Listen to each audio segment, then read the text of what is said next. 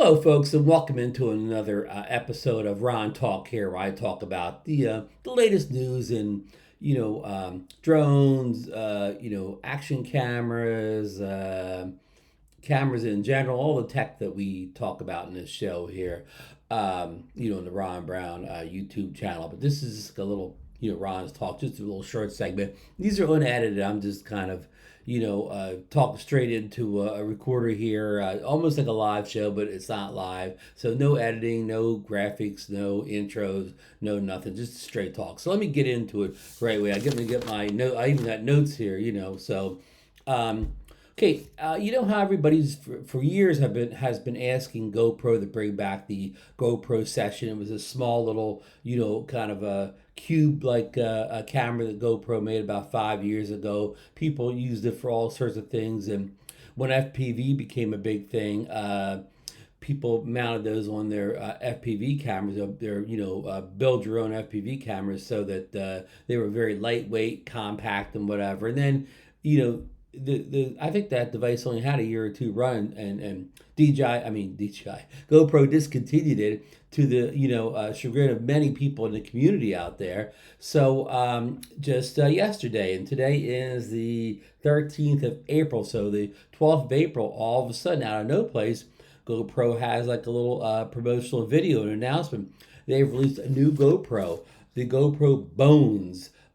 What it is a stripped down Hero 10 Black, for the FPV community, and they, I don't, I don't know if they said it's only for the FPV community, but here's the thing about it. Um, it is $3.99, and if you get the GoPro subscription with it, I think it's only like $3.49. They have that strange pricing here where you pay the $50, you get the GoPro membership where you get used to the app and everything like that, and the free storage for $50. That brings the price down. Anyhow, the thing is that's about $100 cheaper than buying the list price is about $100 cheaper than just the standard Hero 10, but and the pricing or whatever, it's a little bit cheaper than the Hero 10, but not a whole lot. So and don't think you're going to use this as a standalone camera, because you have to solder it into your board on your FPV drone, because it draws its power from your drone's battery. It doesn't have its own external battery like the Hero 10. So it is kind of a special use, type of a GoPro. Again, almost targeted and made for the FPV community, and I guess anybody would want to wire it into an external. I guess you could walk around with it wired into an external battery. Maybe you could put on a RC plane, RC helicopter, RC car, or whatever. If you get creative. So yeah, that just came out yesterday. GoPro has a little promotional video on their YouTube channel that you can watch, and also Peter McKinnon is the only person I've seen to review it yet. All the big channels didn't seem to have it like right away, so I don't know how much it was seeded out to the the YouTube community. But Peter McKinnon has a good video up where he kind of explains and shows everything that it can do and how you connect it to your drone. And it has a lot of the base. I don't know what it lacks that the Hero 10 Black Standard doesn't have, but I know this has the Hypersmooth 4.0, which is a benchmark feature of the full Hero 10, and it also shoots up to 5.3K at 60 frames per second video capture. It has the 4K 120 and all the goodies of the regular Hero 10. So yeah, it looks like it's just what the FPV community has been waiting for. I don't have the actual weight of the thing. I think they said in the Peter McKinnon video. I don't have it on this this little thing I'm reading. Oh, okay, I got it at 54 grams. It's 100 grams less than the Hero 10 Black. So that doesn't mean anything to me. I don't fly FPV. I've never really flown FPVs up for some little cheap thing in the house here, and I'm not really planning on flying FPV. I think that, I admire the video, the flying those guys do. It's just kind of beyond, what I want to do is too much tinkering and soldering and all that for me. Yeah, you have to be good to fly FPV, so or dedicated, whatever the word is. But okay, there are the weights. So yeah, that's kind of it. And you can go over to GoPros, GoPro.com. The information's over there. You can order the camera today. I don't know when it's actually going to ship and you're actually going to receive it, but it is available for order today. So go over and check GoPro.com if this interests you. So yeah, it's a nice little present from GoPro. They did have a I think at a stock meeting, or like when they talk about I forget what they call those, earnings call. That's it. I'm getting my lingo down here. At the earnings call a few months ago, they did say they would have several new products this year. So I guess this is product number one that's going to be new this year. So that's a good thing, because a lot of people were hoping it would be the return of the session. So this may be a better hero session. Since you could wire directly in without taking the case apart. And that's what was going on the past few years, that people have decased like Hero 8s and very, very older GoPro Heroes, and they've put them on their drone, decased or whatever. But this, now you don't have to do all that work. It just comes ready to fly. So that's a good thing. Now, is this stripped down Hero 10? Is rugged as the regular one? I do not know that. They discussed that a little bit on the Peter McKinnon video, so you may want to check that out. But I know that the Bones has an unusual design where it has like cuts, vents, and an almost 360 all around the camera. So I think that's going to help it run cooler than the current Hero 10. So that'll be a good thing for a lot of people. Well, for a lot of drone pilots, like I said, it's not much use, for just regular people just want to walk around a video, because it doesn't have its own battery. But another good thing too is it has the same exact lens on it as the Hero 10. So if you have any ND filters or third party things for the lenses, they'll be, of course, interchangeable.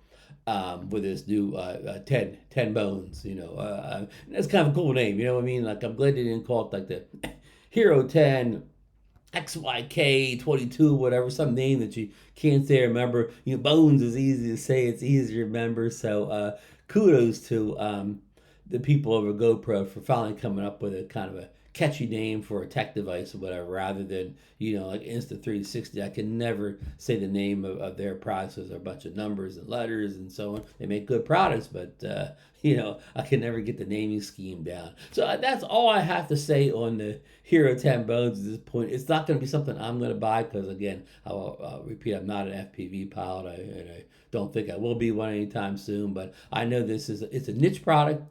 But I think it's a strong demand in that niche, and I again, congratulate GoPro for recognizing they have a good niche market, that they could probably update this drone probably every year. When it's a Hero 11, they can make a Hero 11 Bones or whatever. They got a whole nother revenue stream just in this niche. But I mean, it's nothing wrong with being a niche maker of products. There's a lot of great niche products out there that are very successful. So okay, I've talked that one to death. Now just another quick one here.